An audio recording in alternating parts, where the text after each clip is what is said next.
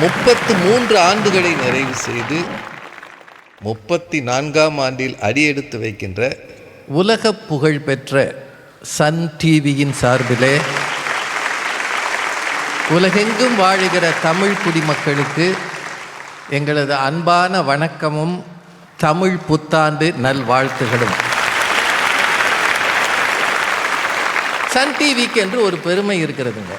ஒரு காலத்தில் cable connection கொடுங்கன்னு சொல்ல மாட்டாங்க, சன் டிவி கனெக்ஷன் கொடுங்கன்னு தான் சொல்லுவாங்க. அப்படி உலகம் முழுக்க ஒரு குடையின் கீழ் ஆளுகிற ஒரு பெருமை உண்டென்றால் அது சன் டிவிக்கு மட்டும்தான் உண்டு. அது மட்டும் இல்லை, பாப்பையா சார் அவர்களோடு சேர்ந்து கொண்டு பட்டிமன்றம் என்கிற கலையை எல்லா இடங்களுக்கும் எடுத்து சென்றதும் சன் டிவி தான். விழா காலங்களில் பட்டிமன்றம் என்றால் அது சன் டிவி பட்டிமன்றம் என்று மாற்றியதும் சன் தொலைக்காட்சி தான். அதனால தான் இன்னைக்கு எல்லா தொலைக்காட்சியும் பட்டிமன்றம் வைக்க வேண்டிய கட்டாயத்துக்கு வந்துருச்சு. தொடங்கியது சன் டிவி தான். அருமையான தலைப்பு இன்னைக்கு கொடுத்துருக்குறாங்க. இன்றைக்கு சமூக ஊடகங்களால் நமக்கு நன்மையா தீமையான ஒரு தலைப்பு கொடுத்துருக்குறாங்க. ஊடகம்னா என்ன? ரொம்ப எளிமையான விஷயம். கருத்துகள், தகவல்கள், செய்திகள் இதை பலரிடமும் எடுத்து செல்லுகிற ஒரு தளம் அல்லது கருவிக்கு பேர் ஊடகம். மீடியான்னு சொல்லுவாங்க. உங்களுக்கு தெரிஞ்சிருக்கும்.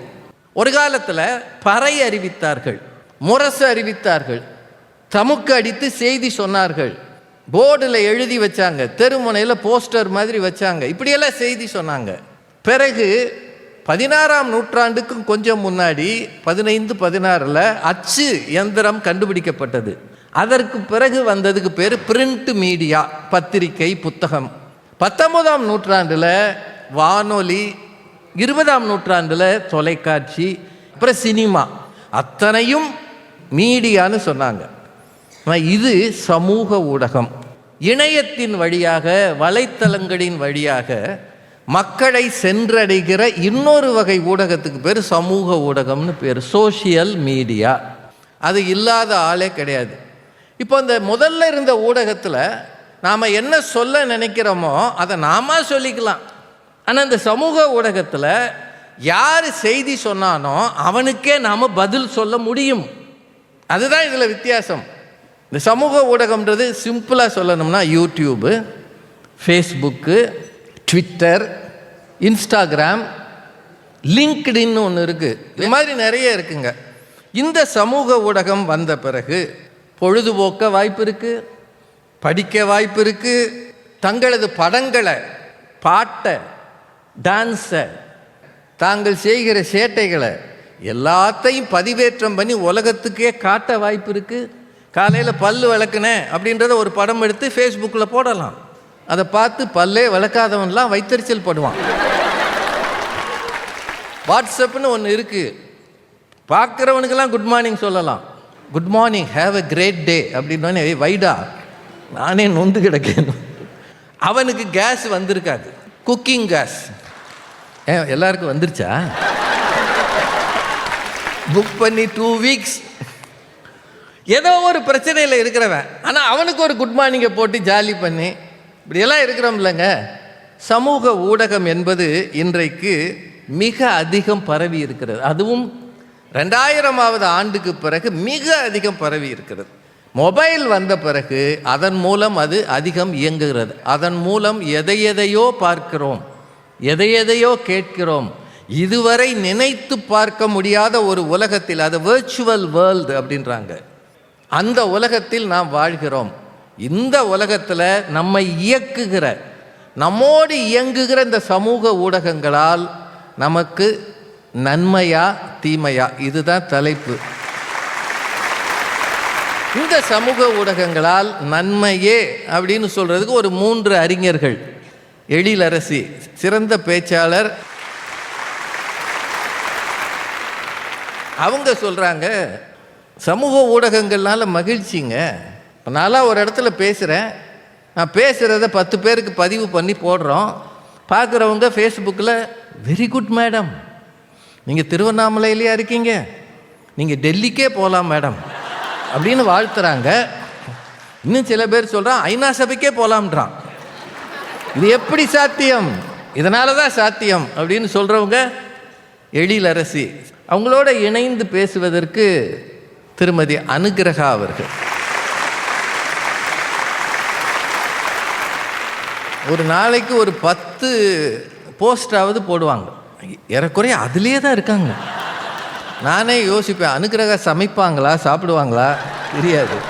ஆனால் நல்ல செய்திகளை படமாக்கி பதிவு செய்து உலகிற்கு வெளிக்காட்டுகிற ஒரு ஆற்றல் அனுகிரகாவுக்கு இருக்கு. அந்த அணிக்கு நிறைவாக பேசக்கூடியவர் திரு இரா மாது அவர்கள்.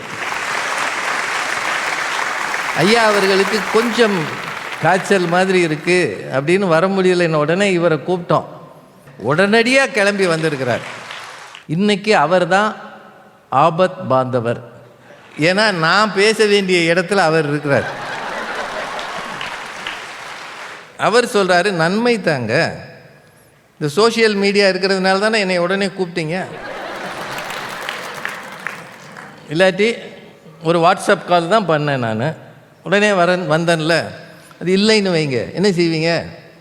அதனால தாங்க இந்த நிகழ்ச்சிக்கே நான் வந்தேன், நன்மை தாங்க அப்படின்றாரு. அதெல்லாம் இல்லையா? இந்த பக்கம் படத்தை பாருங்க, பொடிப்பெல்லாம் உட்காந்துருக்கான் அதில். இன்னும் அவனுக்கு ஏபிசிடியை முழுசாக தெரியாது, ஆனால் அவனுக்கு ஆப் எல்லாம் டவுன்லோட் பண்ண தெரியும். அவங்க அப்பாவுக்கு அவன் தான் ஆப் டவுன்லோட் பண்ணி கொடுக்குறான். அவங்க தாத்தா டவுன்லோட் பண்ணதை அவன் தான் அதை டெலீட் பண்ணுறான்.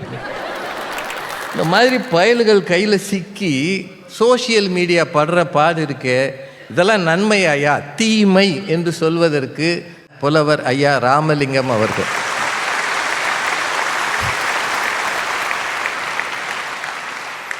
சென்னையிலிருந்து வந்திருக்கிறார். சென்னைக்காரங்க இப்போ நிறைய பேர் மதுரை சுற்றிட்டு இருக்காங்க. இல்லை, இவரைத்தான் ஐயா சொன்னேன், நீங்கள் வேற யாரையும் நினைக்க. சுற்றி சுற்றி வராங்க. இன்னும் ஒரு 10 நாள் 20 நாளைக்கு அப்புறமா ஒரு ஆளும் வராது. இவர் சென்னையிலேருந்து கிளம்பி வந்திருக்கிறாரு. எங்கே பாடுபட்டாரோ தெரியல, இதனால் தீமைன்னு சொல்கிறாரு. இல்லை, எங்கேயாவது மாட்டியிருப்பார். அது ரிட்டையர் ஆன ஆளுகளையாக தான் அவங்க தேடுறாங்க. அதில் மாட்டியிருக்கிறாரு. இங்கே வந்து கண்ணீர் வடிக்க போகிறார். அவரோடு இணைந்த அந்த அணியில் பேசுவதற்கு தம்பி முனைவர் சிவ சதீஷ்குமார். அவருக்கு என்ன பிரச்சனைன்னு தெரியல, இன்னும் பிள்ளை இப்போ தான் வந்திருக்கு. அதுக்குள்ளே இந்த சின்ன பிள்ளைங்க படத்தை பார்த்துட்டு இல்லை அது தீமை தான் அப்படின்றார். நிறைவாக திருமதி பாரதி பாஸ்கர் அவர்கள். மிகச்சிறந்த பேச்சாளர் திருமதி பாரதி பாஸ்கர் அவர்கள் தீமையே அப்படின்னு பேசுகிறாங்க. அதனால் உங்கள் அனைவருக்கும் நன்றி சொல்லி பட்டிமன்றத்தை தொடங்குகிறேன். இன்றைக்கு சமூக ஊடகங்களால் நமக்கு நன்மையா தீமையா என்கிற அந்த பட்டிமன்றத்தில் நன்மையே என்று சொல்ல வருகிறார் திருமதி எழிலரசி அவர்கள். சன் தொலைக்காட்சி நேயர்கள் அனைவருக்கும் இனிய தமிழ் புத்தாண்டு வாழ்த்துக்கள், வணக்கம். நடுவர் அவர்களே, வாழ்க்கையே ஒரு ரிங்கு, பட்டிமன்றனாலே நீங்க தான் கிங்கு. சிறகு இல்லாத பறவை கூட உண்டு, செல்போன் இல்லாத மனிதனே கிடையாது. இன்றைக்கு அவ்வளவு அத்தியாவசியம் அது. நடுவர் அவர்களே, பொதுவாகவே அறிவியல் கண்டுபிடிப்புகளை எப்போதுமே குறை சொல்லுவதற்கென்றே ஒரு குரூப் இருக்கும். அந்த குரூப் வேற யாரும் இல்லைங்க, அதை உட்காந்துருக்காங்க பாருங்க, மூவரணி. ஐயா, அந்த கூட்டணியே சரியில்லை, பிரிச்சு விடுங்க. ஏசுமா நான் என்னம்மா செய்யறது?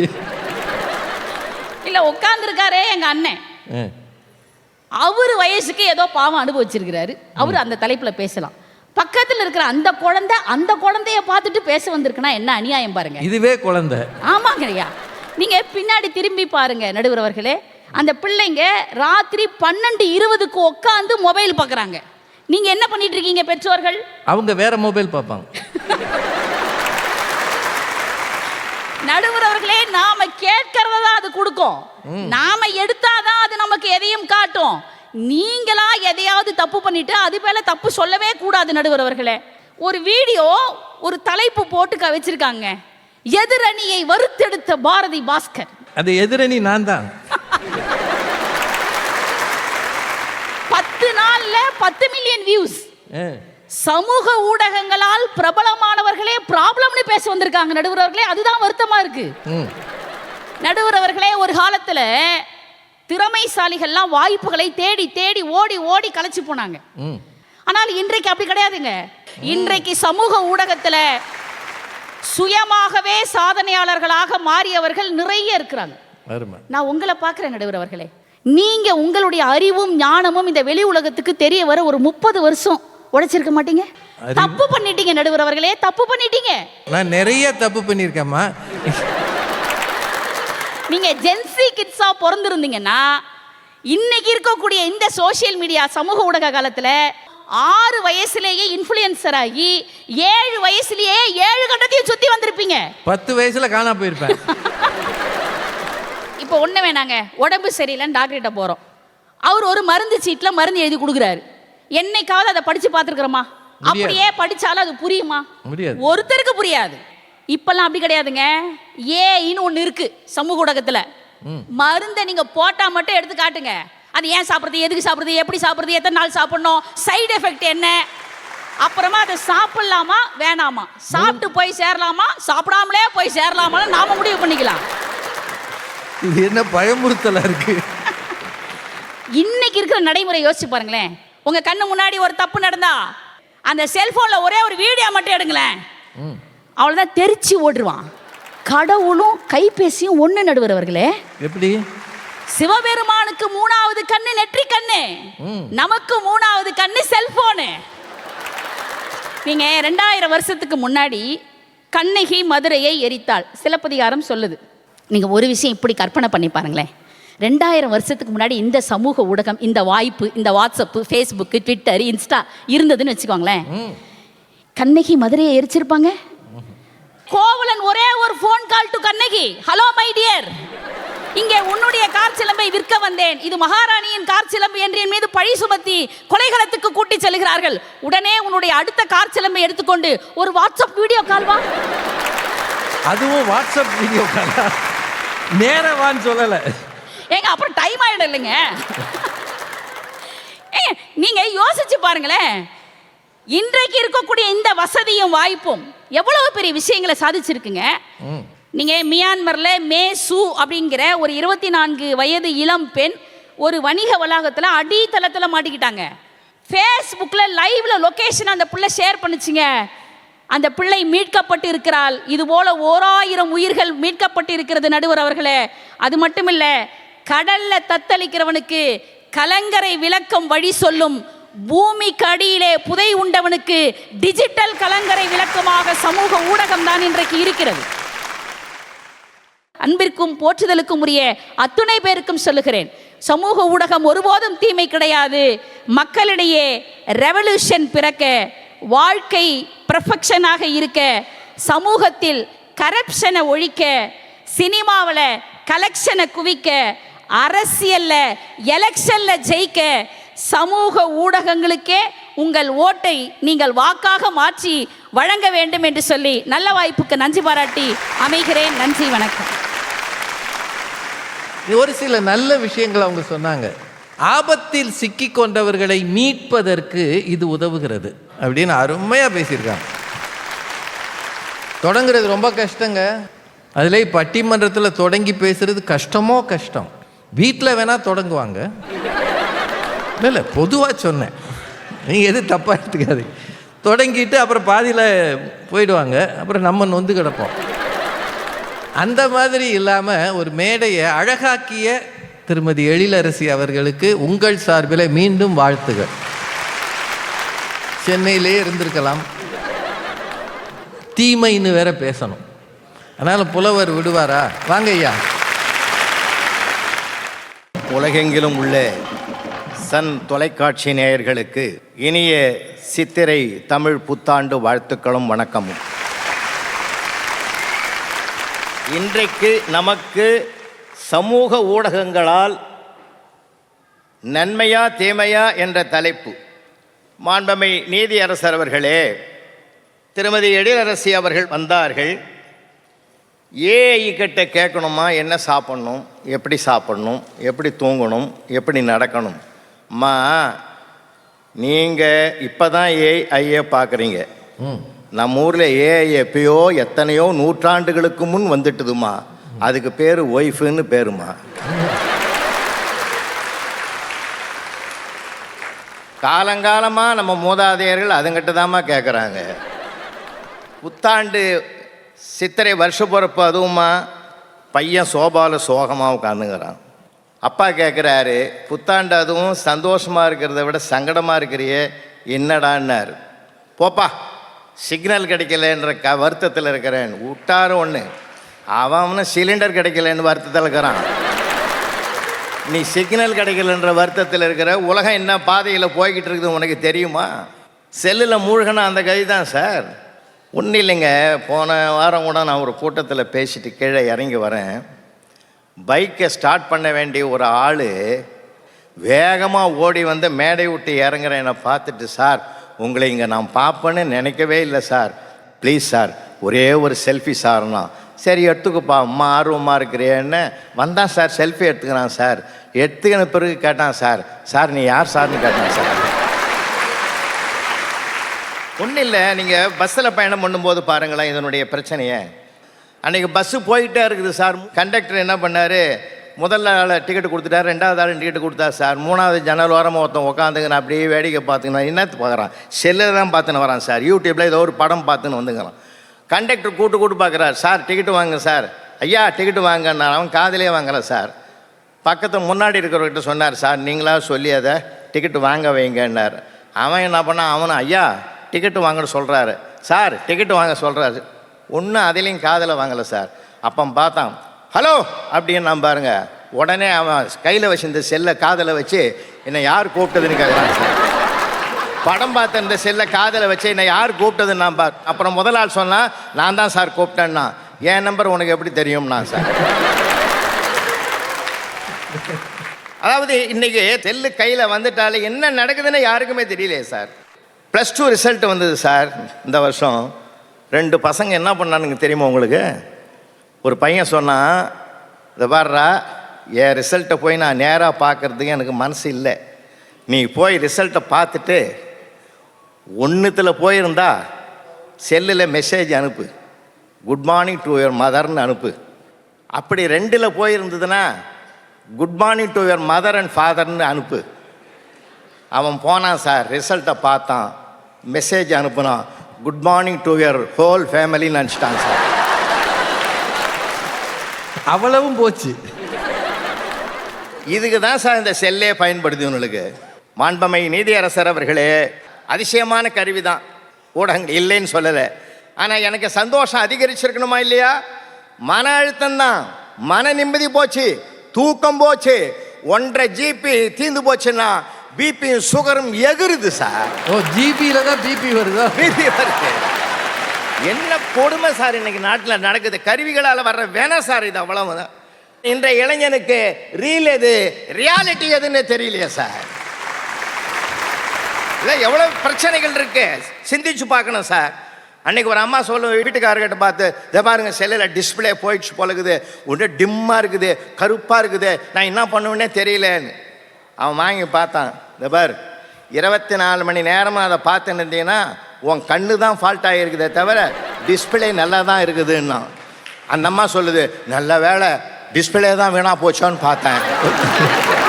கண்ணு கெட்டு போனது தெரியல சார். கெட்டு போனால காது போச்சு, ஃபோன் பார்த்து பார்த்து கண்ணு போச்சு, இந்த யூடியூப்பில் வர்ற கண்ட செய்திகளை பார்த்து பார்த்து மனசு கெட்டு போச்சு. எல்லாமே வீணாக போன பிற்பாடு இந்த கருவிகளை வச்சு மட்டும் நம்ம என்னத்தை சாதிக்க போகிறோம்னு தான் தீமைன்னு நாங்கள் பேச வந்திருக்கிறோம் சார். நிறைவாக நான் ஒன்றை சொல்லி நான் நிறைவு செய்கிறேன்.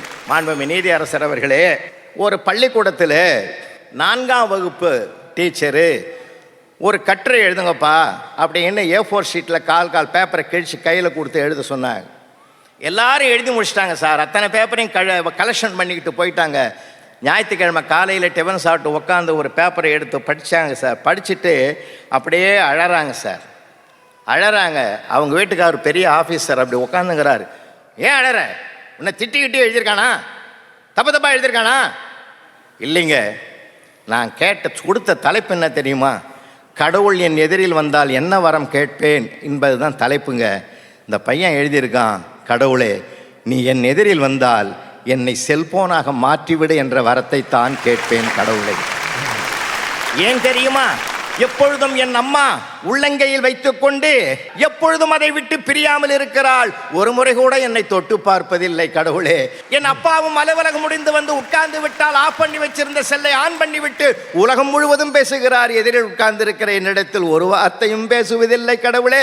என் அம்மாவிடமும் அப்பாவிடமும் நான் நெருங்கி பழக வேண்டும் என்றால் என்னை செல்போனாக மாற்றிவிடு அப்படின்னு எழுதியிருக்காங்க.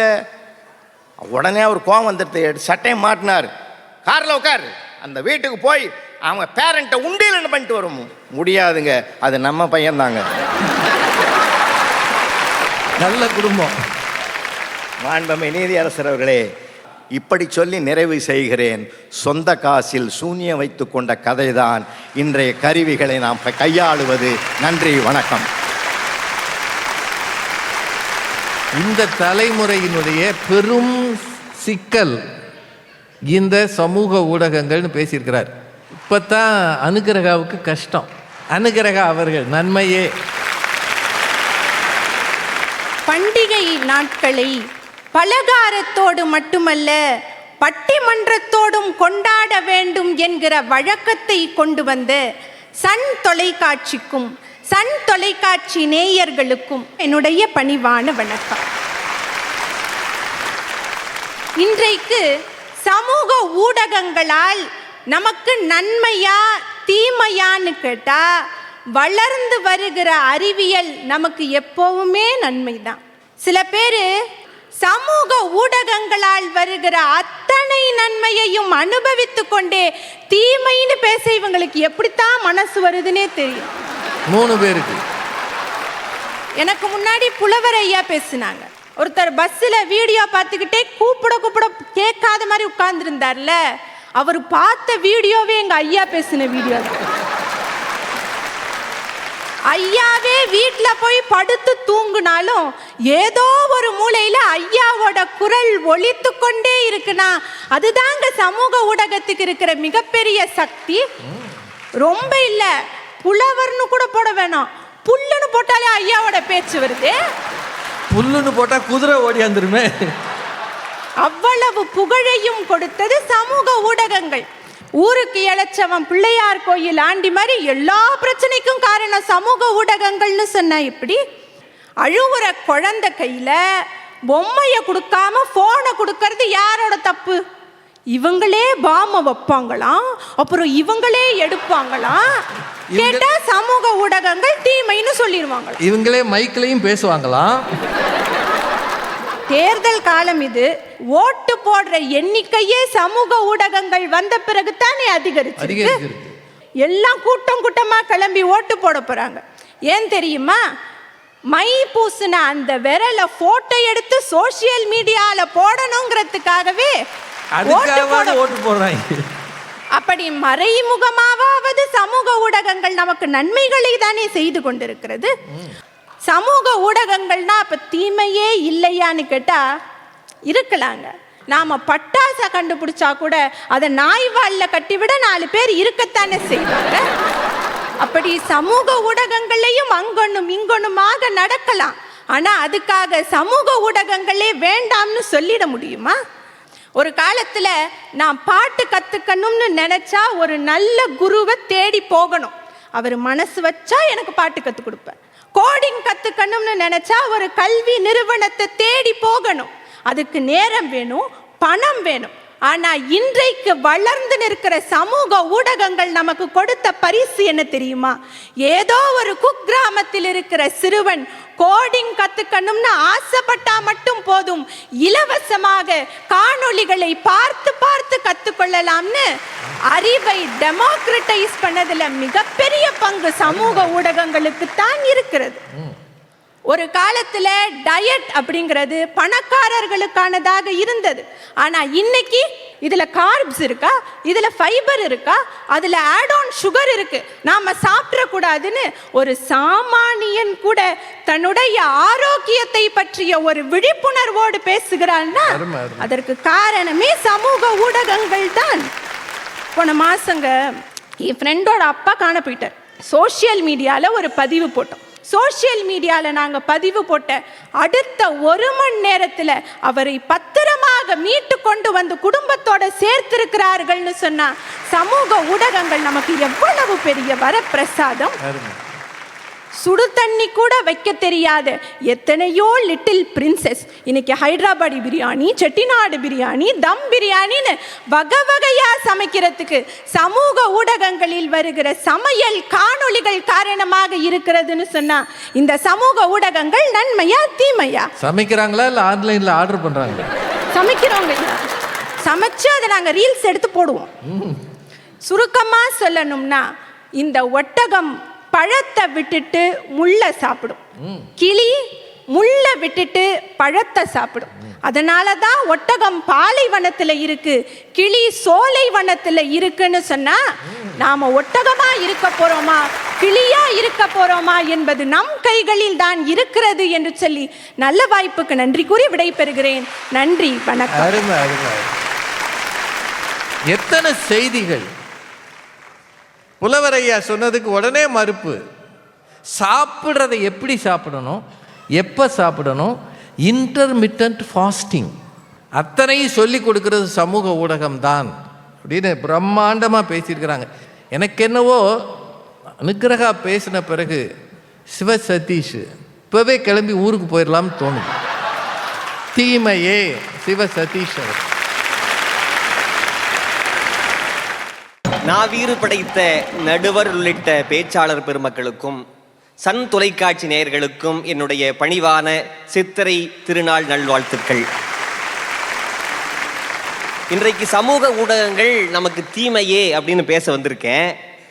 ஒருத்தனுக்கு கண் பார்வை குறைஞ்சு கழுத்து வலி வந்து எந்த ஒன்றையும் சரியாக செய்ய முடியாமல் எதை கேட்டாலும் படபடத்துக்கிட்டு எரும மாட்டு மேலே மழை பெஞ்ச மாதிரி ஒருத்தன் திரியிறான் அப்படின்னா சோசியல் மீடியாவில் அதிகமாக இருக்கான்னு அர்த்தம். அவனால் எதையுமே செய்ய முடியாது. அப்புறம் அக்கா பேசும்போது ஏஐ தொழில்நுட்பத்தை பற்றி சொன்னாங்க. ஏஐயில் எல்லாமே கிடைக்கும். ஏஐயில் தப்பாக எவ்வளோ வருது தெரியுங்களா? 1500வது திருக்குறள் என்னன்னு கேட்டால் சொல்லும், இல்லாத ஒன்று சொல்லும். உண்மைங்க. அன்னைக்கு இந்த கேஸ் பிரச்சனை வந்த உடனே எங்கள் வீட்டம்மா என்ன பண்ணாங்க, சரி நெருப்பு இல்லாமல் சமைப்பது எப்படி அப்படின்னு இதில் போடலான்னு சொல்லி ஏஐயில் போட்டாங்க. அது பதில் அனுப்புது, முதலில் சட்டியை எடுத்துக்கொள்ளவும். இவங்க அடுத்த கேள்வி கேட்குறாங்க, இண்டக்ஷன் ஸ்டவ்வில் வைக்க வேண்டுமா? இல்லை, தெருவா போய் பிச்சை எடுக்கவும். நல்ல ஐடியாவா.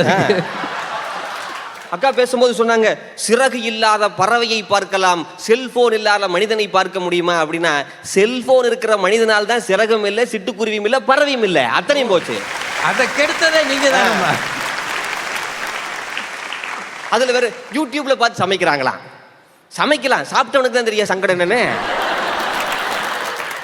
உண்மைங்க. அன்னைக்கு சக்கரை பொங்கல் கேட்டேன், யூடியூப்பை பார்த்து எங்க மேடம் செய்யறாங்க. மேடம்னா யாரு? என்னுடைய வணக்கத்துக்குரிய மனைவியார்.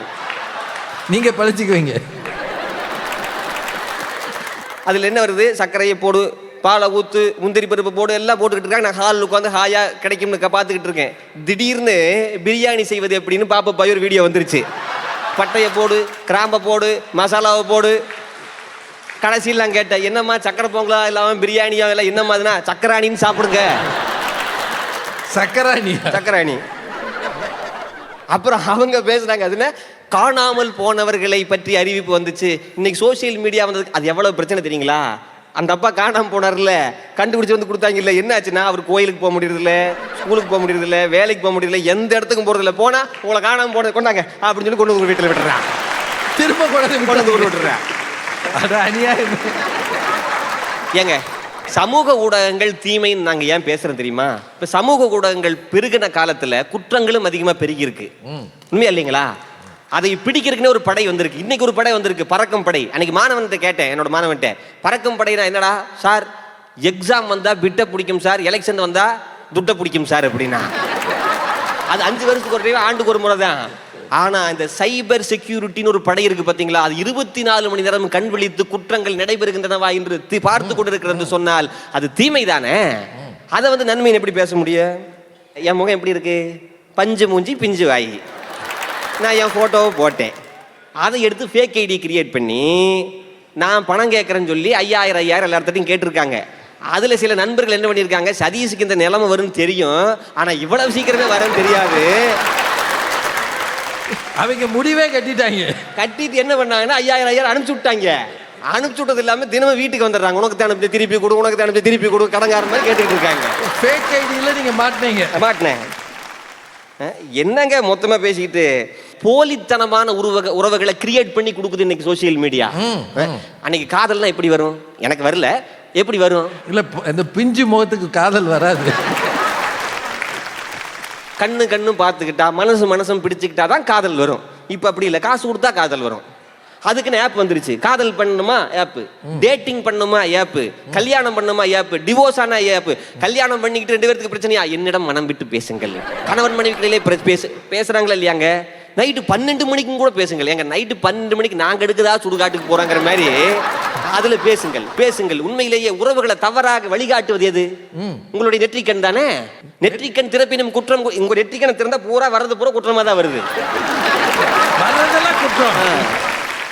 அப்புறம் அவங்க குழந்தைகிட்ட ஏன் செல்போன் கொடுத்தீங்க? நீங்க என்ன சொன்னீங்க?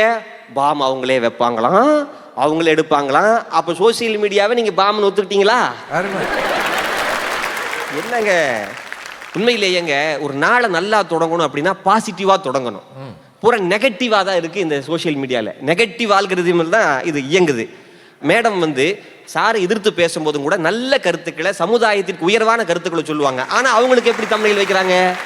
அவங்களுக்கும் கூட பரவாயில்ல. எனக்கு என்ன வச்சிருந்தாங்க தெரியுங்களா? ஒரு ஆன்மீக சொற்பொழிவு பண்ணியிருந்தேன். 7:30 சனியா, இவர் பேச்சை கேளுங்கள். அதுக்கு முன்னாடியா பின்னாடியா? எனக்கு என்ன பயம்னா, 7:30 சனியா இந்த சனியின் பேச்சை கேளுங்கள் போடாம விட்டாங்களே, அந்த அளவுக்கு சந்தோஷம். இப்ப கமெண்ட் ஒண்ணு போடுறாங்க பாத்தீங்களா, தப்பு தப்பா பிழையா போடுறாங்க. என் பேச்சு கீழே அரைத்த மாவு, துவைத்த துணி, இப்படி எல்லாம் போடுறாங்க. எவ்வளவு மனசுக்கு கஷ்டமா இருக்கு. அப்புறமா நீங்க பேசுறேன். அன்னைக்கு ஒருத்தன் வாழ்க்கையை முடிச்சுக்கலாம் அப்படின்னு சொல்லி சோகத்துல ஒரு போஸ்ட் போட்டான். அதுக்கு 65 பேர் லைக் பண்ணியிருக்கிறான். அவங்கள 5000 ரூபாய் அனுப்புனீங்களா இருக்கும். தயவு கூர்ந்து நான் சொல்லுகிறேன், உறவுகளை தூரப்படுத்தி விட்டது, உண்மைகளை பொய்யாக்கி விட்டது, வதந்திகளை வளர்த்து கொண்டிருக்கிறது. நேரம் மட்டுமல்ல, உழைப்பை மட்டுமல்ல, நம்முடைய மனத்தையும் சுருங்க வைத்து விட்டது இந்த சமூக ஊடகம் என்று சொன்னால் அதை ஏற்றுக்கொள்ள வேண்டும். இந்த கருத்துக்கள் சரியாக இருந்தால் நீங்கள் லைக் பண்ண வேண்டாம், லைஃப்ல இம்ப்ளிமெண்ட் பண்ணுங்க. கமெண்ட் பண்ணாதீங்க, கடைபிடிங்க. ஷேர் பண்ணாதீங்க, கொஞ்சம் சிந்திச்சு பாருங்க. சமூக ஊடகங்கள் எப்போதும் நமக்கு தீமைதான் என்று சொல்லி வாய்ப்புக்கு நன்றி கூறி விடைபெறுகின்றேன். நன்றி, வணக்கம். நிறைய செய்திகள் சொல்லியிருக்கிறார். இது வந்த பிறகு நிதானம் இல்லை, நிம்மதி இல்லை அப்படின்னு தொடங்கினார். குற்றங்கள் பெருகுகிறது. சைபர் கிரைம்னு ஒரு தனியாக விங்கே வந்தாச்சு. ஏகப்பட்ட மோசடி நடக்கிறது அப்படின்னு நிறைய செய்திகள் சொல்லியிருக்கிறார். நம்முடைய சிவ சதீஷ்குமார் அவர்களுக்கு உங்கள் சார்பில் வாழ்த்துகளும் பாராட்டும். நீங்கள் அவளோடு எதிர்பார்க்கிற நிறைவு பேச்சாளர்களை நன்மையே என்று சொல்ல வருகிறார் இரா மாது அவர்கள். அவரை அழைக்கிறேன். உங்கள் அனைவருக்கும் அன்பின் வணக்கம். தம்பி சதீஷ் வந்தார். என்ன பேச்சு? கல்லூரியில் பேராசிரியராக இருக்கீங்களா? அங்கே மட்டும்தான் வகுப்பு எடுக்கிறீங்களா? இங்கே எடுத்தார். இல்லை, அங்கே மட்டும்தான் வகுப்பு எடுக்கிறீங்களா கேட்டேன். அமெரிக்காவுக்கு வகுப்பு எடுக்கிறீங்களா இல்லையா? எடுக்கிறீங்களா இல்லையா? நீங்கள் மிரட்டுறீங்க. ஆஸ்திரேலியாவுக்கு வகுப்பு எடுக்கிறீங்களே, கனடாவுக்கு வகுப்பு எடுக்கிறீங்களே, தினம் அங்கே போகிறீங்களா? அத்தனையும் சமூக ஊடகத்தின் மூலமாக வகுப்படுத்திட்டு உட்கார்ந்துருக்கிறாரு. அதில் லட்சமாக சம்பாதிக்கிறாரு. இன்கம் டேக்ஸை கட்டுறதில்லை. ஏற்கனவே அவங்க எல்லா வீட்டுக்கும் போயிட்டு இருக்காங்க. இது வேற. இவர் உலகம் பூரா போவாராம். இவர் வீட்டில் இருக்கிறவங்க மட்டும் வீட்டுக்குள்ளேயே இருக்கணுமா? இதில் இன்னொன்று இவருக்கு என்ன கேட்குறாரு, என்ன கேள்வி கேட்டீங்க? சமைப்பது எப்படி? அப்படி கேட்டிருந்தா கரெக்டுன்னு சொல்லலாம். இவர் என்ன கேட்டாராம், நெருப்பில்லாமல் சமைப்பது எப்படி? கேள்வியே தப்பு, அப்புறம் பதில் சொல்லும்போது அது வேற என்ன சொல்லுவோம், வீடு விட பிச்சை எடுன்னு தான் சொல்லும். கேள்வியை ஒழுங்கா கேளுங்கய்யா. கேள்வியை தப்பா கேட்டுவிட்டு நெருப்பு இல்லாமல் சமைச்சிருவீங்கள. அடுத்தது வந்து எங்கள் ஐயா செல்ஃபி எடுத்ததை பற்றி சொன்னார். அவன் செல்ஃபி எடுத்துகிட்டு கேட்டானா, என்ன கேட்டானா, அம்மா நீங்கள் யாருன்னு கேட்டிருக்கான்.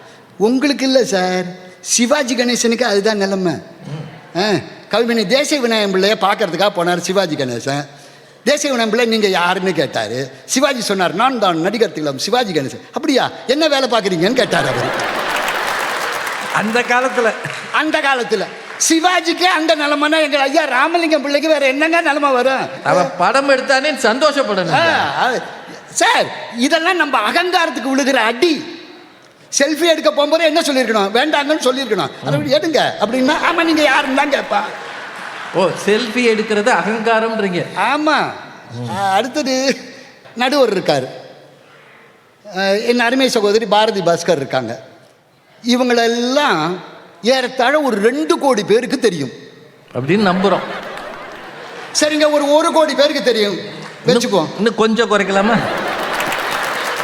சரி, ஒரு 50 லட்சம் தள்ளுபடியில் ஒரு 50 லட்சம் பேருக்கு தெரியுங்க. இது என்ன ஆடி மாசம் ஐயா? நீங்க கேட்டதுனால சொன்னேன். ஒரு 50 லட்சம் பேருக்கு தெரியும். இப்படி 50 லட்சம் பேரையும் உங்களுக்கு தெரிஞ்சதுக்கு காரணம் இந்த மீடியாங்கிறத நீங்க மறந்துடாதீங்க. சரி, என் அருமை சகோதரி, நான் இதை சொல்றதுல ஒன்றும் தப்பு இல்லை. என் அருமை சகோதரி பாரதி பாஸ்கர் அவர்கள் சற்று உடல்நலம் நலிந்திருந்த பொழுது ஒவ்வொரு குடும்பத்திலும் இவர் என்னுடைய குழந்தை, என் கூட பிறந்தவர் என்று உலகமே அவருக்காக பிரார்த்தனை செய்தது எதனால வந்தது? சோசியல் மீடியாவில் வந்தது. நீங்க போய் அங்க உட்காரலாமா? What is this? இந்த பக்கம் வந்து நிக்கவாது செய்யலாம். எப்படி போனீங்க அந்த பக்கம்? இதுக்கெல்லாம் காரணம் செல்போன். உங்க 3 பேரும் செல்போனை கொடுத்துருங்க, எங்ககிட்ட கொடுத்துருங்க, கொண்டாப்பா. அதுவும் எனக்கு தலைவர், அந்த தலைவர் இருக்காரு ராமலிங்க சார், அவருக்கு ரொம்ப பிடிக்கும் அந்த செல்போன். ஏன்னா அது ஆப்பிள்,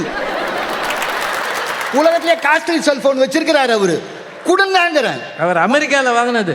அது வேற ஒன்று. நல்ல ஞாபகம் வச்சுங்க, இந்த பட்டிமண்டபத்தில் நடுவர் மட்டும் தீமைதான் தீர்ப்பு சொன்னாரு, அவர் செல்போன் அவுட்டு. உலகத்தில் இப்படி மிரட்டுறவங்கள நான் இங்கே தான் பார்க்குறேன். நானே இன்னைக்கு தான் இந்த சீட்டில் உட்கார்ந்துருக்கேன். அதுக்குள்ள மிரட்டலாயா? சும்மா பின்ன எல்லாத்தையும் கையில வச்சுக்கிட்டு தப்பு தப்பு தப்புன்னா, தீதும் நன்றும் பிறர் தர வாரா. தீதும் நன்மையும் பிறர் வருதில்ல, நம்மளாலே தான் வருது. உங்களுக்கான நன்மையை தருவதும் உங்களுக்கான தீமையை தருவதும் நீங்க எப்படி சோசியல் மீடியாவை பயன்படுத்துறீங்கிற பொறுத்து தான் இருக்கே தவிர அது தீமையே மட்டும் தருவதில்லை. ஞாபகம் வச்சுங்க சார். குழந்தை எங்கேயோ அமெரிக்காவில் இருக்காங்க சார், பார்க்க முடியலன்னு தவிக்கிறாங்க சார். வீடியோ கால் வருது சார், எல்லாரையும் பார்த்து மகிழறோமே. நடக்குமா ஒரு காலத்தில்? இது நடந்ததுண்டா? அவ்வளவே சார். ட்ரெயின் எங்கே புறப்படுது, எங்கே நிற்குது, எந்த நிமிஷத்தில் வரும், எப்போ போகும்னு அத்தனையும் காட்டுவது எது சார்? புலவர் வண்டி தம்பி இன்னைக்கு சென்னைக்கு போனோம், ராத்திரி போனோமா இல்லையா? பஸ்ஸுக்கு நீங்கள் பஸ் ஸ்டாண்டில் போய் டிக்கெட் புக் பண்ணீங்களோ? கையில் இருக்கிற ஃபோன் எடுத்தா டக்க டக்க டக்கனாரு புக் பண்ணிட்டாரு டிக்கெட்டா. இதுக்கு மட்டும் வேணும் இதுக்கு மட்டும் நாங்கள் வேணும். எங்கேருந்தே புறப்பட்டு வந்தீங்க? நான் நிறைவாக இப்படி சொல்கிறேன் சார், மசால் வடை 2 சாப்பிட்டா நல்லது, 20 சாப்பிட்டா அது மசால் வடை தப்பா, சாப்பிட்டவன் தப்பா? சாப்பிட்டவன் தப்பு தானே. அது மாதிரி நீங்கள் இதை பயன்படுத்துறது எப்படின்னு தெரிஞ்சு பயன்படுத்துங்க. தெரிந்து பயன்படுத்தினால் அது உங்களுக்கு நன்மை, தெரியாமல் பயன்படுத்தினால், தெரிந்தும் தெரியாமலும் பயன்படுத்தினால் அது தீமையை தரும். நன்மையும் தீமையும் நம் கையில். ஆனால் முழுக்க முழுக்க நம்மை உயர்நிலைக்கு கொண்டு செல்வது இன்றைய நேரத்தில் சமூக ஊடகங்கள் நமக்கு நன்மையே தருகின்றன. அனைவருக்கும் நன்றி, வணக்கம். மழை பெஞ்சு ஓஞ்ச மாதிரி இருக்கு. போகிற போக்கில் என்னையும் மிரட்டிட்டாரு.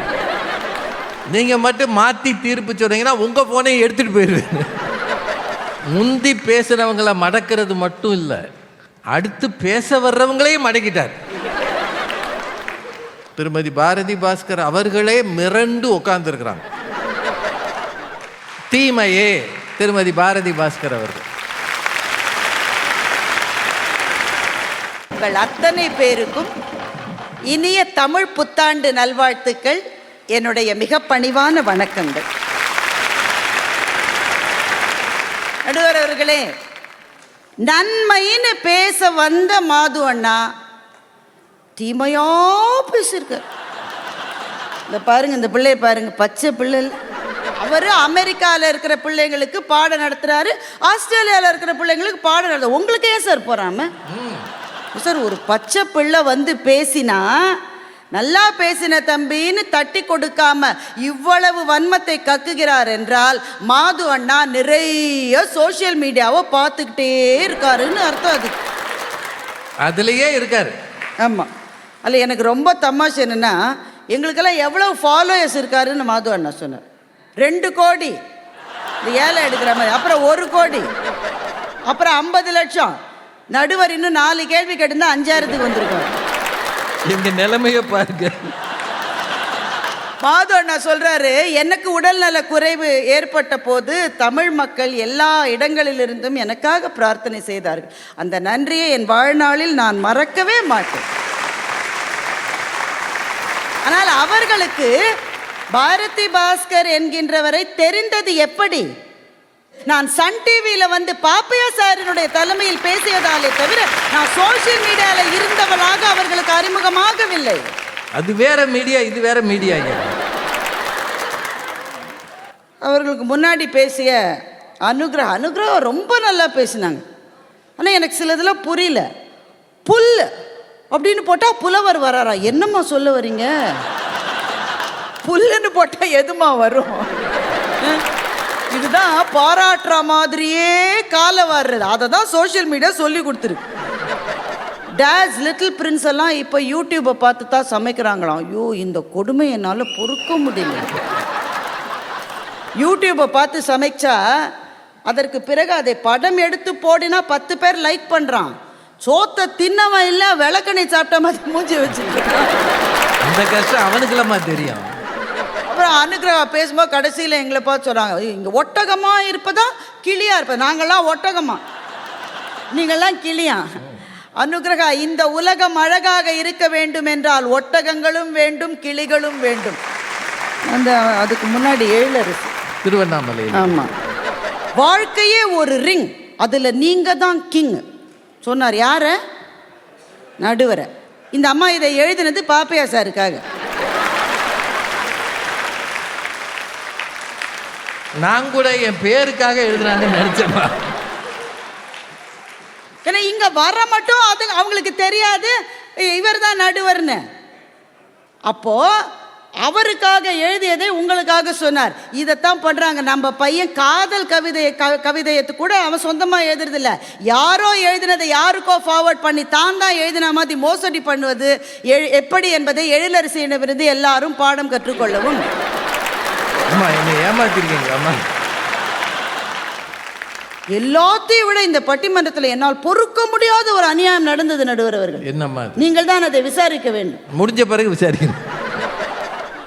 அப்பவே வாட்ஸ்அப் இருந்திருந்தா கண்ணகி வாட்ஸ்அப்லயே வந்து கோவலன்ட்ட பேசியிருக்குமாமா. நான் என்ன கேட்குறேன், கோவலன் ஒரே ஒரு மாதவியினுடைய நடனத்தை பார்த்து போய் தான் கண்ணகிக்கு இவ்வளோ கஷ்டம். அப்போ சோஷியல் மீடியா இருந்தால் ரீல்ஸில் விதவிதமாக நடனத்தை கோவலன் பார்த்திருந்தால் மதுரைக்கே வந்திருக்க வேண்டாமே. யாருமே இந்த தலைப்பை உள்ளே புகுந்து ஆராயவில்லை அந்த 3 பேரும். சரி, நீங்க சோஷியல் மீடியாவை குழந்தைகளுக்காகவாவது பேன் பண்ணுங்கன்னு சொல்றதுக்கு நாங்க 3 பேர் வந்திருக்கோம். சோஷியல் மீடியாவை மாத்திரம் இல்லை, அது நன்மைன்னு பேசுற 3 பேரையும் சேர்த்து நீங்க தயவு செஞ்சு பேன் பண்ணுங்க. நீங்கள் உங்கள் கையிலே இருப்பதை பார்த்து நீங்கள் பயன்படுத்த வேண்டும். என்ன சார் பேசுறீங்க? பார்த்து பயன்படுத்தி உங்க கையில இருக்கு, இதனால எனக்கு தீமை என்று தெரியக்கூடிய வயதில் இல்லாத குழந்தைகளுக்கும் அது இருக்கிறது. அவர்களிடமிருந்து அதை பிரிக்க முடியவில்லை என்ற பிரச்சனையை நாங்கள் 3 பேரும் பேசிக் கொண்டிருக்கின்றோம். உண்மையில் சோஷியல் மீடியாவினால என்னென்ன தீமை என்று நான் நினைத்த எல்லாவற்றையும் பேச வேண்டும் என்றால் சன் டிவி சீரியல் மாதிரி இது வாரம் பட்டிமன்றம் நடந்தால் தான் என்னால் பேசி முடிக்க முடியும். அவ்வளவு இருக்கு. அவ்வளோ நேரம் கிடையாது. கிடையாது. சில தீமைகளை மாத்திரம் சொல்கிறேன். இந்த ரீல்ஸ் தொல்லையை எங்களால் தாங்க முடியல. நிறைய சொல்ல சங்கடமாக இருக்கு, சொல்லாமல் இருக்க முடியல. எவ்வளவு ஆபாசமான ரீல்ஸுங்க, எவ்வளவு. நம்ம பிள்ளைகள் ஃபோனை வச்சுட்டு இருக்காங்க, பாட சம்பந்தமாக அவனுக்கு டீச்சர்ட்டேருந்து வந்த வாட்ஸ்அப்பை பார்க்குறான்னு சொல்லிட்டு தான் நம்ம ஒரு 5 நிமிஷம் அந்த பக்கம் போகிறோம். திடீர்னு இந்த ரீல் வருதுங்க. இதை கண்ட்ரோல் பண்ணுறதுக்கு எந்த விதமான மெக்கானிசமும் சோஷியல் மீடியாவில் இல்லை. இந்த செல்ஃபியை பற்றி நிறைய சொல்லிட்டாங்க. செல்ஃபி எதுக்கு எடுக்கிறாங்க தெரியுமா? சோஷியல் மீடியாவில் போடுறதுக்கு தான் செல்ஃபி எடுக்கிறாங்க. சரி, இப்போ கூடலூரில் போய் ஒரு இளைஞன் 150 அடி பள்ளத்தில் விழுந்திருக்கான். எதுக்கு? செல்ஃபி எடுக்க போய் 30 வனத்துறை அதிகாரிகளும் தீயணைப்புத்துறை அதிகாரிகளும் இரவு பகலாக போராடி அவனை மீட்டு இருக்காங்க. நீ ஒரு போட்டோ எடுக்கிறதுக்காக அரசு அலுவலர்கள் 30-40 பேர் ராத்திரி பகலா கஷ்டப்படணுமா? இன்னைக்கு புத்தாண்டு. ஒரு 20 வருஷத்துக்கு முன்னாடி புத்தாண்டு விடுமுறைனா ஒரு 4 மணிக்கு உங்கள் தெரு முழுக்க கூச்சலாக இருக்கும். பசங்க பூரா விளையாடிட்டு இருப்பாங்க. பாண்டி விளையாடுவாங்க, கிரிக்கெட் விளையாடுவாங்க, கில்லித்தட்டு விளையாடுவாங்க. இன்னைக்கு 4 மணிக்கு உங்கள் தெருவில் போய் பாருங்க சார், ஒரு குழந்தை கூட வெளியே வந்து விளையாடுவது இல்லை. எல்லாம் அதாவது ஃபோனில் உட்காந்துருக்கு. ஒரு பர்த்டே பார்ட்டிக்கு பிள்ளைகளை கூட்டிகிட்டு போனால் கூட ஓடி விளையாடாம அது ஃபோன்லேயே உட்காந்துருக்கு சார். உங்கள் வீடுகளுக்குள் உங்களுக்கே தெரியாதவர்கள் ஊடுருவி இருக்கிறார்கள் சார். முன்னாடிலாம் எங்கள் அண்ணன் இருக்கான்னு வச்சுக்கோங்களேன். எங்கள் அண்ணன் ஸ்கூல்லேருந்து அவன் 4-5 ஃப்ரெண்ட்ஸை கூட்டிகிட்டு வருவான். அந்த 4-5 பேர் முகத்தையும் எங்கள் பாட்டி அம்மா யாராவது பார்த்துட்டு, அவன் சரியில்லையே, அந்த பையன் அவன் பேசுகிறதே மரியாதையா இல்லையே, அவன் ஃப்ரெண்ட்ஷிப்பை கட் பண்ணு. நம்ம குழந்தைகளுக்கு யார் நண்பர்கள் என்று தெரிந்திருந்தது அந்த காலம். இன்றைக்கி உங்களுக்கு உங்கள் குழந்தைகளுடைய நண்பர்கள் யாருன்னு தெரியுமா? அதனால தான் சொல்கிறேன், சோஷியல் மீடியானால தான் உங்கள் வீட்டுக்குள் நீங்களே அறியாதவர்கள் ஊடுருவுகிறார்கள் என்று நான் சொல்லுவேன். நடுவர் அவர்களே, நிறைவாக ஒரே ஒரு கருத்து. நான் இங்கே ஒரு பட்டிமன்றத்தில் பேசுகிற பேச்சாளராக இல்லை, ஒரு அம்மாவாக இங்கே நின்று நான் பேசுகிறேன். ஒரு அம்மாவாக பேசுகிறேன். இங்கே தமிழ்நாட்டில், இந்தியாவில், உலகம் முழுக்க எங்கள் குழந்தைகளை எங்களுக்கு திருப்பி கொடுங்கன்னு நான் கேட்குறேன். இப்போ ஆஸ்திரேலியாவில் 16 வயதுக்கு கீழே இருக்கிற குழந்தைகளுக்கு சோஷியல் மீடியாவை கொடுக்கக்கூடாதுன்னு சட்டம் வந்திருக்கு. டென்மார்க்ல சட்டம் வந்திருக்கு. மற்ற நாடுகள், பிரான்ஸ்ல இந்த சட்டத்தை கொண்டு வரதுக்கு முயற்சி செய்யறாங்க. எல்லா நாட்டிலையும் இது வரணும்னு ஒரு அம்மாவாக இங்கே நின்று நான் கேட்கின்றேன். எனவே சோஷியல் மீடியா இல்லாத ஒரு பொற்காலத்துக்கு நாம் திரும்பி போனால் நம் குடும்ப உறவுகள் இன்னமும் வலுப்பெறும். இந்த புத்தாண்டு நன்னாளில் நாம் எவ்வளவோ கேட்க வேண்டியிருக்கு. போர் நிற்கணும்னு கேட்கணும், எவ்வளவோ நம்ம கேட்கறது இருக்கு. எல்லாத்துக்கும் மேலே நாம் கேட்க வேண்டிய விஷயம், எங்கள் குழந்தைகளை காப்பாற்றி எங்ககிட்ட திருப்பி கொடுங்கன்னு நாம் கேட்கணும். சோஷியல் மீடியாவை தயவு செய்து தடை செய்யுங்கள், அல்லது குறைவாக எங்கள் குழந்தைகளுக்கு கொடுக்க வழி செய்யுங்கள். யாருக்கு நன்மைன்னு அவங்க கேட்டாங்க. நிச்சயமாக சில பேருக்கு நன்மை இருக்கு. யாருக்கு? இந்த சோஷியல் மீடியா பிளாட்ஃபார்ம்ஸோட ஓனர்ஸ் ஒரு 5 பெரும் பணக்காரர்கள் அமெரிக்காவில் இருக்காங்களே, அவங்களுக்கு நிச்சயமா இதனால நன்மை தான். $1 trillion அவங்க சம்பாதிப்பதற்கு எங்கள் குழந்தைகளை நாங்கள் காவு கொடுக்க மாட்டோம் என்பதால் தீமையே என்ற நல்ல தீர்ப்பை நடுவர் கொடுப்பார் என்று நம்பி விடை பெறுகிறேன். நன்றி, வணக்கம். பெரியோர்களே, இந்த மாதிரி ஒரு தலைப்பை எடுத்துக்கொண்டு நம் வாழ்க்கையோடு தொடர்புடைய ஒரு விஷயத்தை இவ்வளவு நேரம் 6 அறிஞர்கள் அற்புதமாக பேசினார்கள். இப்போ ஒரு தீர்ப்புக்கு வரணும். நாம் எப்போவுமே விஞ்ஞானத்தோடும் தொழில்நுட்பத்தோடும் போட்டி போட முடியாது. அதனோட இன்னொரு வளர்ச்சி தான் சோஷியல் மீடியா. அது வந்ததுனால எத்தனை நன்மைகள் இருக்குது சார். சாமானியனின் குரலை பொதுவெளிக்கு கொண்டு வந்தது சோஷியல் மீடியா என்பது சத்தியம் சார். நாங்கள் எல்லாரும் 1983 இந்தியா வேர்ல்டு கப் வாங்கும்போது வானொலியில் கேட்டோம், கபில் தேவ் தலைமையிலான ஒரு டீம் ஜெயிச்சதுன்னு சொல்லி. ஆனால் இன்றைக்கு இருக்கிற பிள்ளைகள் மொபைலில் உட்காந்து பார்க்குறான். யார் விளையாடுறா? ஐபிஎல் மேட்சை இங்கே உட்காந்து பார்க்குறான். சன்ரைசர்ஸ் ஹைதராபாத் எங்கே விளையாடுது பார்க்குறான். பார்த்துட்டு இவன் போலிங் போடுறானே, இதை இப்படி போட்டானா நல்லதுன்னு இவன் சொல்கிறான். நுணுக்கங்களை எங்கோ இருக்கிற கிராமத்து இளைஞனும் கற்றுக்கொள்ளும்படியாக சோஷியல் மீடியா இன்றைக்கு வாய்ப்புகளை தந்திருக்கிறது. அதை விட ரொம்ப முக்கியம், தொழில் முனைவோர். சார், என்கிட்ட ஒரு ஐடியா இருக்கு, இந்த ஐடியா யாராவது ஒரு பெரியவங்க பார்வையில் பட்டு அவங்க கொஞ்சம் பணம் கொடுத்தாங்கன்னா நானும் ஒரு தொழிலதிபராக ஆக முடியும்னு இளைஞர்கள் இன்றைக்கு வருகிறார்கள். கைகட்டி சேவகம் செய்வதல்ல, நான் 100 பேருக்கு வேலை தருகிற முதலாளியாக ஆக முடியும் என்று தங்கள் எண்ணங்களை வெளிப்படுத்த சோஷியல் மீடியா உதவுகிறது. பெரும் பணக்காரர்கள் இன்வெஸ்ட் பண்ண தயாராக இருக்கிறார். எல்லாத்தையும் விடுங்க, இயற்கை பேரிடர் வரும்போது, புயல், மழை, கடும் வெள்ளம், ஏதாவது நிலநடுக்கம், இதெல்லாம் வரும்போது மக்களை போய் சந்திக்கவும் அவர்களை காப்பாற்றவும் சோஷியல் மீடியா மிகவும் உதவுகிறது. அதனால நன்மைன்னே சொல்லிடலாமா? நீங்கள் தாங்க சொல்லணும். இவ்வளோ நேரம் கேட்டீங்களே, 2-3 விஷயங்களை சொல்லி நிறைவு செய்யலாம். 1, எந்த ஒரு அறிவியல் கண்டுபிடிப்பும் நமக்கு நிம்மதியை தரணும், மன ஒருமையை தரணும், மன பதட்டத்தை குறைக்கணும். இது சோஷியல் மீடியா வந்த பிறகு இருக்கிறதா? நீங்களே கேட்டுக்கங்க. பதட்டம் பெருகி இருக்கிறது, நிம்மதி குறைந்திருக்கிறது. சோஷியல் மீடியாவில் மாட்டிக்கொண்டு தங்கள் வாழ்க்கையை இழக்கிற இளம் பிள்ளைகள் இன்றைக்கு பெருகி இருக்கிறார்கள். இது உண்மையா இல்லையா? சார், அவன் வாட்ஸ்அப்பில் ஒரு மெசேஜ் அனுப்புகிறான் சார், நீங்கள் ஒன்றுமே செய்ய வேணாம், அதை ஓப்பன் பண்ணிங்கன்னா உங்கள் அக்கௌண்ட் காணா போயிடும். வெறுமனை ஓப்பன் பண்ணான். எவ்வளோ பெரிய கொடுமையா! அதை விட கொடுமையா, புதிதாக திருமணமான கணவனும் மனைவியும் கூட அருகில் உட்கார்ந்து முகத்தை பார்த்து பேசுவது குறைந்திருக்கிறது. காரணம், சமூக ஊடகங்களில் மூழ்கி இருக்கிறார்கள். அதான் உண்மை. இந்த ஃபேக் ஐடியில் எல்லாரும் திட்டுறாங்க, அது உண்மைதான். நிறைய திட்டு வாங்கியிருக்கு. அது உங்கள் அப்பா, அவங்க அப்பா, அவங்க அப்பா, இல்லையே யாருன்னு கேட்டால் உங்களை பல பேருக்கு தெரியாது. ஆனால் திட்டுறான் பாருங்க, அவனுக்கு உங்கள் பரம்பரையே தெரியும். ஆமையா, உங்கள் பரம்பரையில் யார் யார் இருந்தாங்களோ அவ்வளவு பேரையும் கூப்பிட்டு வச்சு மானாங்கனியாக திட்டுவாங்க. சார், ஒரு கருத்து உங்களுக்கு உடன்பாடு இல்லை என்றால், அல்லது ஒருவர் மீது உங்களுக்கு கோபம் இருக்கிறது என்றால், நாகரிகமாக என்னையா நீயெல்லாம் இப்படி பண்ணுறேன்னு சொல்லலாம் தானே. அத்தனை பேரையுமா திட்டுறது? இந்த கல்ச்சர் சோஷியல் மீடியாவில் பெருவாரியாக இருக்கிறது. இதற்கு யாரும் தப்பிக்க முடியாது. பெரிய பதவியில் இருக்கிறவங்கலேருந்து சாதாரண மனிதர்கள் வரை மனித வக்கரங்களை வெளியிடுகிற ஒரு இடமாக பல நேரங்களில் சோஷியல் மீடியா இருக்கிறது. அதான் உண்மை. ஸ்டீவ் ஜாப்ஸ்னு ஒருத்தர் இருந்தார். அவர் தான் ஆப்பிள் நிறுவனத்தின் அதிகாரியாக தலைவராக இருந்தார். அவர் இதை பற்றி படித்தீங்கன்னா 12 வயது வரை தன் பிள்ளைகளுக்கு அவர் ஆப்பிள் நிறுவனத்தின் ஃபோன், ஐபேட் எதையுமே கொடுக்கலன்னு அவர் சொல்கிறார்.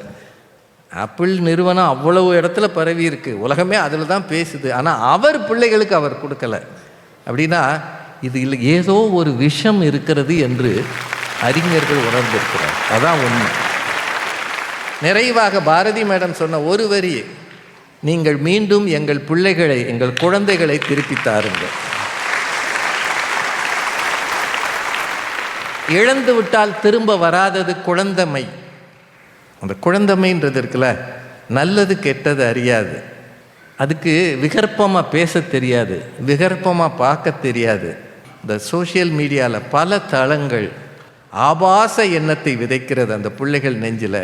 பிள்ளைகளை மீட்டெடுக்கிற ஒரு பணியை பெற்றோராகிய நீங்கள் செய்தே ஆக வேண்டும் என்றால் உங்கள் பிள்ளைகள் கையில் சோஷியல் மீடியா தளங்கள் பரவாது இருக்க உதவ வேண்டும். எல்லா அறிவியல் கண்டுபிடிப்புகளிலும் நன்மையும் இருக்கும், தீமையும் இருக்கும். ஆனால் இந்த சோஷியல் மீடியாவில் நம்ம வீட்டுக்குள்ளே நமக்கே தெரியாமல் ஒருத்தன் வந்து உட்காந்துருக்காயா, அவனுக்கு கட்டுப்பட்டு உங்கள் பிள்ளைகள், உங்கள் கணவர், உங்கள் மனைவி, ஏன் உங்கள் குடும்பமே இயங்குகிறது என்றால் அது நல்லதா கெட்டதா? எனக்கு என்னவோ நன்மைகளை விட தீமையே அதிகம் என்று சொல்லி